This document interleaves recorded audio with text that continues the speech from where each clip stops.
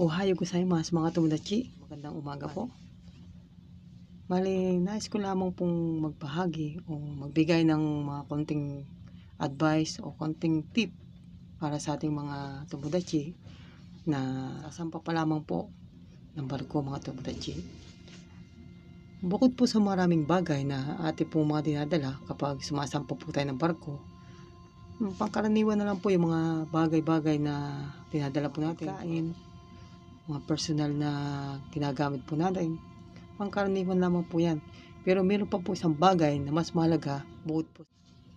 Ito po yung isang bagay na may share ko sa ating mga tomodachi na wala pang karanasan o kahit sa mga may karanasan na rin po mga tomodachi.